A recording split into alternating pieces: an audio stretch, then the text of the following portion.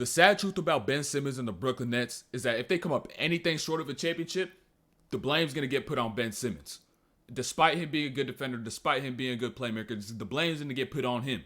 Because at the end of the day, the only thing that matters is how you perform in the postseason. And if you don't get a championship with this much talent, that's considered a failure. And so when the playoffs come around, KD's going to do what KD needs to do. Kyrie's going to do Kyrie. And they're going to look at that number 3 guy on that team. And then what is he doing or what is he not doing? And that's going to be Ben Simmons. And the reason they may be losing games is because Ben Simmons is not scoring enough. 7.8 points per game. 7.8. That means you get 4 layups. Despite having KD and Kyrie right next to you, you're getting 4 layups a game. Should easily be up to about 14, 15 a game. But how can he do that? That's what we're doing today. We're taking a look at his hidden highlights from the Pelicans game and how Ben Simmons could be able to score more within the offense and how he needs to approach the game and his mentality so like he could be able to score more buckets. But before we do that, make sure you subscribe, like, turn on the notifications. Hidden highlight videos dropping daily. Ain't missing no days. Maybe even double uploads. So make sure you subscribe and got those notifications turned on. And let's get straight to it. Now, out the gate last night, Ben Simmons had a couple great drives. Boom, took Trey Murphy. Notice the Trey Murphy matchup and the size differential. Notice the size differential. You see the Ben's about 240. Trey Murphy probably about 220, 215. So Ben should easily be able to get into his body, get some legs, draw some contact, make some space. So you should expect him to be able to take advantage of that matchup all night, whether it's off the drive or off the post up. And now other times they got Valanciunas on him. Now he could just do the same thing because he could combine his weight and his speed and be able to make contact to a player who's slow like Valanciunas and be able to get your layups. But the thing with Ben is that after he misses a couple drives, he doesn't get the makes, he loses his confidence. He starts to lose the confidence. You'll see him make one, take another one, miss it, and if he misses it again for a second time, you won't see him drive anymore. And by that time, it's just too late. It's the fourth quarter, and now he's not even looking to attack. All right, now right here, easy opportunities, man. He makes the right play too much as well.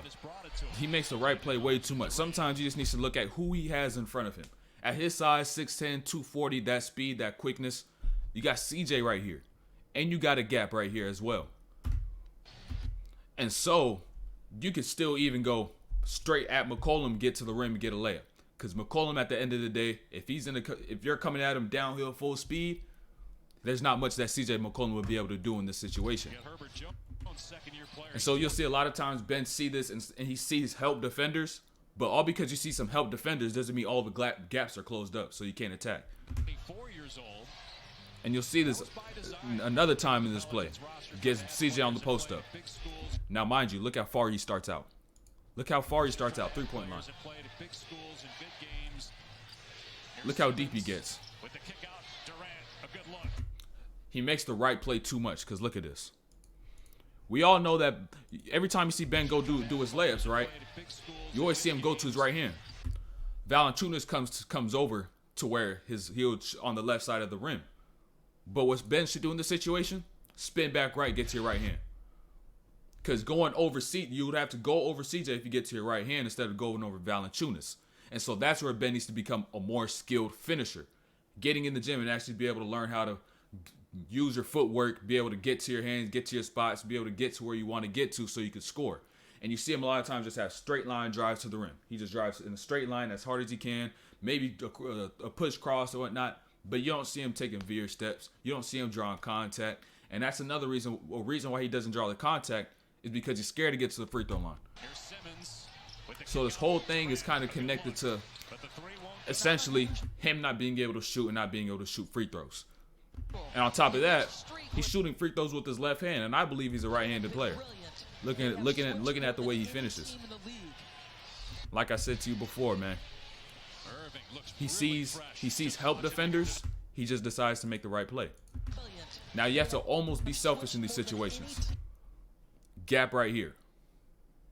Gap to attack. Now you got Jose Alvarado coming over as a person in the middle. But Ben still should be able to get right past Alvarado. If he's going full speed downhill, they're not stopping him. Marshall's got 15 points, though, to lead all scorers. He averages 9 points per game. And mind you, in comparison to when he was in Philadelphia, he averaged 12 drives per game. Shout out Doris Burke for this stat during the game. I peeped. He averaged 12 drives per game. This season, he's averaging 3 drives per game. 3 drives per game. At his size, he's driving the ball into the paint 3 times a game. At his size and his athleticism, what he's capable of, that's just not acceptable, bro. You're just hurting your team at this point. You're just hurting your team, because if you do get into the paint, you know, like with these guys, like even in this situation, you could throw the ball out early. You don't even try to get into the paint. He doesn't even try to get into the paint. He just dishes it out and tries to make the right play all the time. Then he makes this drive, misses it again. Second quarter, this is his last drive of the game, where he looks to actually get a layup. This is the last time he drives and takes a layup for the rest of the game. 7 minutes left in the second quarter. Made one, missed 2 in a row, does not go again. Now he's got to have a bulletproof mind to tell himself, forget that. Ain't no way this is gonna happen again. I'm gonna keep attacking, because if you keep attacking, helps him to come over, then you could be able to make the right play. Like, come on now. Like, I know you see Hayes, I know Warren is open, but Warren ends up getting a bucket right here. But come on, man. Devontae Graham, no help down here. You just go left, boom, too strong, finish. Come on now. Forget the and one. You can't be banking on a player to bail you out in situations like this every game.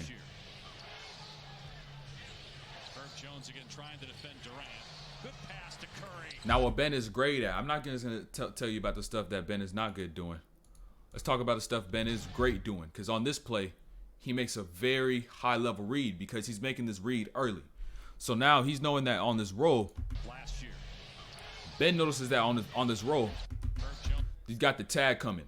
And so instead of making it 1-2 pass, he just darts the pass over, makes a skip pass to Curry in the corner, because that's who the rotation is off of. They got a tag, pass, pass. That's how it usually is. But instead, he just hits Curry straight in the corner. He sees the game early. The IQ is there. The capability is there. But is the confidence there? Is the mental there? Hard rolls to the rim. Ben Simmons should watch a lot of Draymond Green. Because the way he plays within this offense, he could be able to take a lot of tricks from Draymond, because Draymond has Clay, he has Curry, 2 guys who are threats on the outside and even on the inside. They're gonna always chase over. They're always a chase over Kyrie, chase over KD, Steph, Clay. He should watch a lot of Draymond so he can learn how to set these screens, be able to slip, be in the right positions to get them open. I'm gonna talk a little bit more about that later. But now hard rolls to the rim all the time, regardless.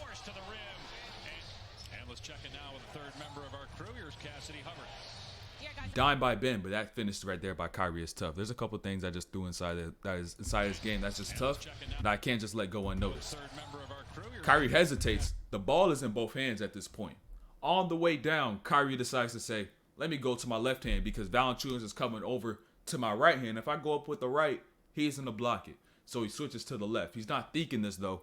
It's instinct. If you don't go out and hoop enough, you won't be able to develop this instinct, and you'll always be sitting here watching Kyrie trying to think you could be able to think through these things, but you got to be able to get the instinct just by playing the game before you think you'd be able to make reads like this and plays like this, because the game is too quick to think all that much.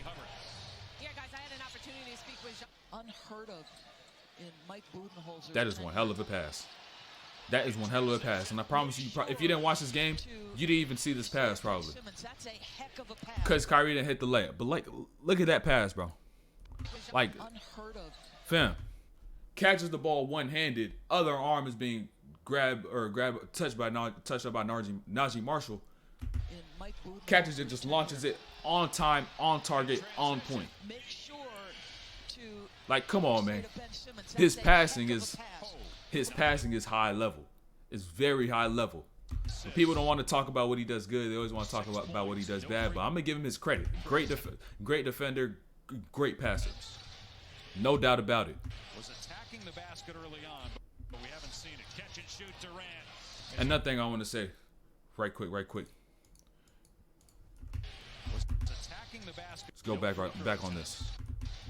Ben screening. Was attacking the basket early on, but we haven't seen it. Catch Catch and shoot Durant. Ben screening is another way that he could be able to get more buckets. Now, like I said, the same thing with how notice how with Draymond. Always setting screens, always be able to get guys open, always setting screens at the right angle. It's the little details, putting yourself in the right spot so your teammate can be able to run off you and they can chase over the top. This could be a situation where Ben is able to get a slip and get to the rim. But the positioning is off just a little bit. No free throw attempts. Dyson Daniels jumps high. You should want to set the screen a little higher so KD can be able to run off that shoulder, curl, and that forces Nance to come here, and then Simmons will be able to slip this to the rim. Alvarado comes over. You got Kai, you got Warren. Ben will be able to make that pass and be able to make that read. Now, regardless if you see Alvarado come over, still go up. He's too small. But he kind of just brushes that screen off a little bit. You got to learn his teammates and learn how to set these screens because every time they're going to probably chase Kyrie and KD over. Every single time. Unless the ball's super closer to half court, they're going to chase them over every time. So you got to know how to set screens against players who are chasing over the screen. But we haven't seen it. Catch and shoot Durant. As he saw the baskets in the quarter, and their percentages reflected that. 54 and 71% from three. He got away with a little movement last time. Doesn't get away with it this time. Doesn't get away with it this time. 54 and Says this one, still moving. You got to stay still. You got to be in position early. Know the path that the defender's going to be able to go to try to recover. Stand in that path so they got to only go over, stay solid. Now they're hitting you, and they're coming from a trail position when they recover. 71. Now, if they want to switch this entirely, this could be easy slip to the rim going against Hayes. You got Harris in the corner. Or you could just say, forget it, go up against Hayes. From three. Going to be an illegal screen. He's got to be a better screener. Screen better, you're going to open up more opportunities, not just for yourself, but also for your teammates. Hardinger coming off the bench. He has started 7 games this year. Irving reaches in and strips Hayes. Simmons in transition. O'Neal will pull it out, waiting for Irving. Here's Harris this year.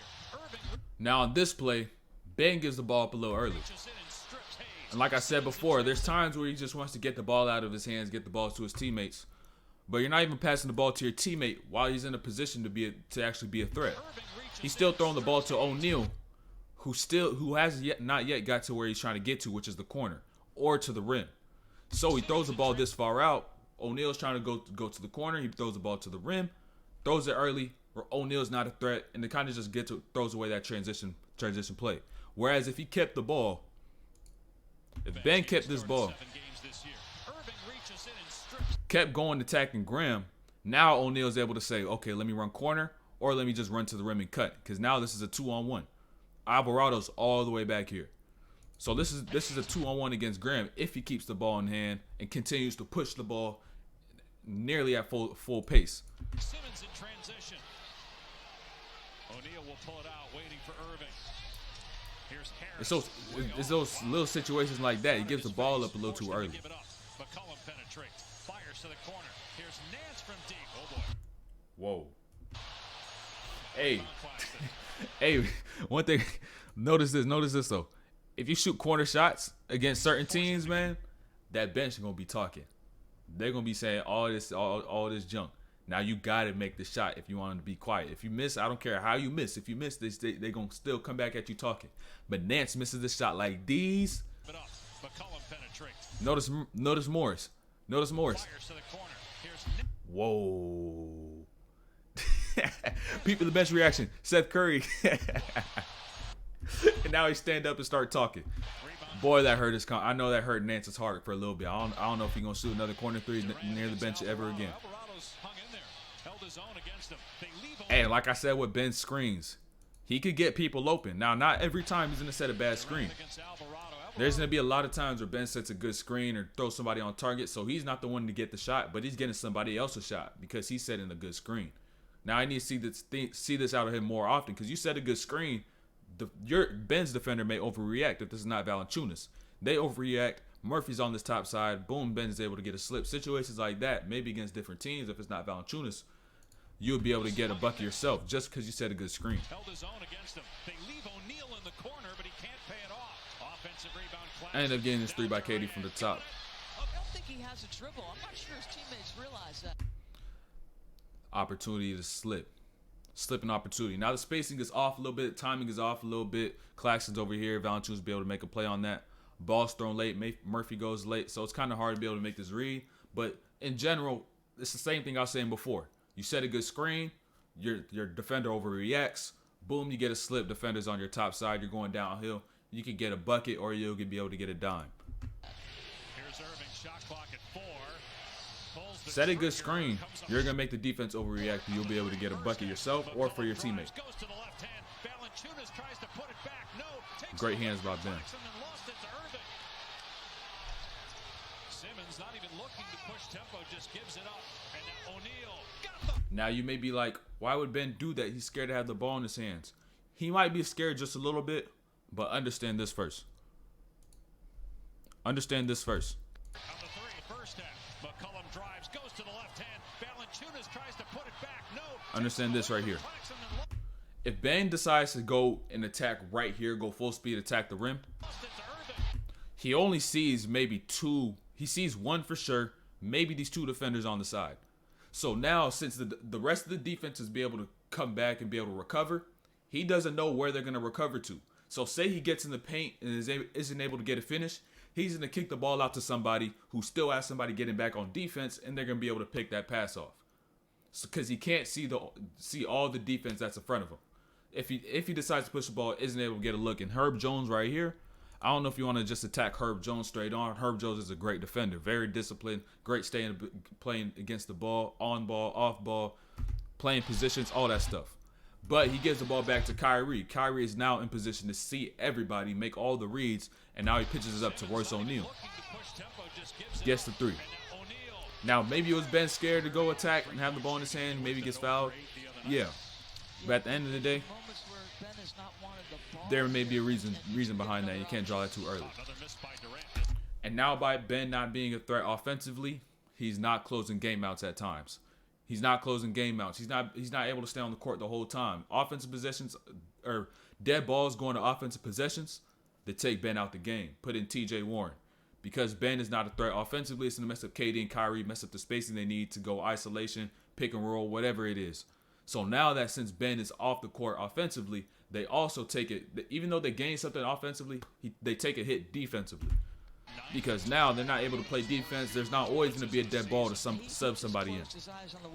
So now instead of Ben guarding CJ, they got TJ Warren guarding CJ.